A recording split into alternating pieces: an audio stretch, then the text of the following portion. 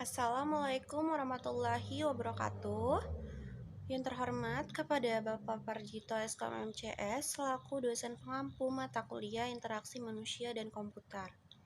Perkenalkan, nama saya Adelita Haira Putri dengan NPM 23311022, kelas Sistem Informasi 23A. Pada kesempatan kali ini, saya akan menyampaikan materi aspek ergonomi dalam interaksi manusia dan komputer. Yang pertama, ada definisi ergonomi. Definisi ergonomi, suatu bidang studi yang mencari atau menangani desain, peralatan, dan tugas-tugas yang cocok dengan kapabilitas manusia dan batasnya. Ergonomi harus bisa memahami seluruh keadaan manusia, baik dari segi anatomi, fisiologi, psikologi, engineering, manajemen, dan desain perancangan untuk membuat desain tugas yang berguna. Kemudian, keuntungan ergonomi lebih baik dalam mengerjakan tugasnya, lebih sehat, meningkatkan kepuasan kerja, dan lebih produktif. Aspek ergonomi dalam stasiun kerja. Stasiun kerja, sistem komputer termasuk mebeler yang digunakan, misalnya kursi dan meja. Permasalahan yang muncul jika seorang operator komputer terlalu lama bekerja di depan komputer. Seseorang miopi yang semakin besar, keluhan mata, iritasi ketegangan mata, ketegangan punggung, otot siku, dan otot pundak. Kemudian, aspek yang mempengaruhi kenyamanan kerja. Ada lingkungan kerja, di mana stasiun kerja diletakkan, di mana stasiun kerja dimanfaatkan, bagaimana lingkungan kerjanya. Kemudian yang kedua, durasi kerja. Berapa lama stasiun kerja tersebut digunakan? Yang ketiga, tipe pekerjaan. Bagaimana pekerjaan diselesaikan dalam arti persepsi dan kebutuhan motorik. Keempat, ada beban psikologi. Bagaimana beban psikologi yang dihadapi pekerja selama ia menghadapi pekerjaannya? Apakah pekerjaan itu membosankan? Apakah pekerjaan itu mampu memberikan tantangan? Apakah pekerjaan itu mempunyai arti khusus bagi seorang pekerja? Kemudian ada prinsip ergonomi. Di sini prinsipnya ada dua. Ada prinsip fisikal dan prinsip kognitif. Yang pertama ada prinsip fisikal. Jadikan segala sesuatu mudah untuk dijangka. Bekerja dengan tinggi yang sesuai atau cocok. Bekerja dengan postur yang sesuai. Mengurangi pengeluaran tenaga yang berlebihan. Meminimalkan kepenatan atau keletihan. Mengurangi pengulangan yang berlebihan. Dan memberikan jarak ruang dan akses.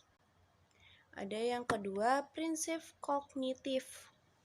Adanya standarisasi, membuat stereotip, menghubungkan aksi dengan persepsi, mempermudah pemaparan suatu informasi, menyajikan informasi pada level yang tepat secara detail, membuat pola atau patterns, dan yang terakhir memberikan umpan balik secara cepat. Baik, yang selanjutnya ada pencahayaan. Tujuan perancangan pencahayaan, menghindarkan user dari cahaya terang atau pantulannya, memperoleh keseimbangan antara kecerahan layar tampilan dan kecerahan yang ada di depan user. Menghindari cahaya langsung atau pantulan yang langsung mengenai layar tampilan, dan memberikan keyakinan bahwa ada pencahayaan yang cukup untuk pekerjaan yang tidak menggunakan layar tampilan. Ada pengendalian cahaya. Pertama ada perancangan lighting fixtures dalam arti arah pencahayaan dan kuat cahaya yang dihasilkan. 2. Penutup jendela. 3. Penempatan lighting fixtures dan jendela relatif terhadap stasiun kerja. Dan faktor refleksitas dari material yang ada di dalam ruangan tempat stasiun kerja ditempatkan. Suhu dan kualitas udara. Komputer yang dihidupkan dalam waktu yang lama akan menghasilkan panas sehingga akan mempengaruhi suhu ruangan di mana komputer tersebut ditempatkan. Panas yang berlebih ini akan berpengaruh secara negatif pada kinerja operator dan komputer. Untuk itu diperlukan peralatan lain untuk menetralisir suhu yang tinggi tersebut. Di antaranya ada penggunaan kipas angin atau AC. Gangguan suara. Gangguan suara ini dapat berasal dari suara AC, komputer, manusia, suara speaker, atau peralatan lainnya. Gangguan ini akan nampak jika suara yang terjadi relatif besar bagi user.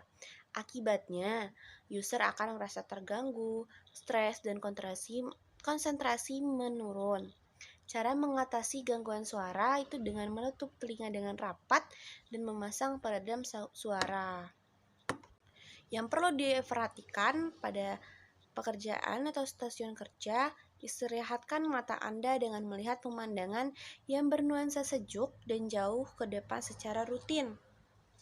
Jagalah agar kacamata, lensa kontak, dan layar tampilan agar selalu bersih. Jika Anda menggunakan pencegah kilau, bersihkanlah pencegah kilau sesuai aturan yang ada. Periksakanlah mata Anda ke ahli mata secara rutin, dan jika mungkin, pakailah kacamata yang khusus dirancang untuk digunakan bekerja dengan layar komputer. Kebiasaan dalam bekerja. Bekerja dalam keadaan sesantai mungkin dan dalam posisi yang benar. Mengubah posisi duduk Anda untuk mencegah kelelahan otot. Berdiri dan mengambil beberapa menit untuk mengendorkan ketegangan otot dan lakukan olahraga ringan beberapa kali sehari. Mengusahakan untuk tidak mengetik dalam jangka waktu yang lama yang memberikan tekanan fisik yang berat pada Anda. Mengambil istirahat sejenak secara periodik dan memeriksa kebiasaan kerja Anda dan tipe pekerjaan yang hendak dilakukan. Jadi, kesimpulannya, dengan adanya aspek ergonomi, antara interaksi manusia dan komputer harus bisa memahami seluruh keadaan manusia, baik dari segi anatomi, fisiologi, psikologi, engineering, manajemen, dan desain perancangan untuk membuat desain tugas yang berguna. Dan dengan memahami bagaimana manusia berperilaku dalam sistem kerja komputer, maka akan terjadi interaksi yang baik antara manusia dan komputer sehingga akan didapatkan hasil yang baik pula. Sudah pada penghujung, terima kasih. Sekian yang materi yang bisa saya sampaikan. Wassalamualaikum warahmatullahi wabarakatuh.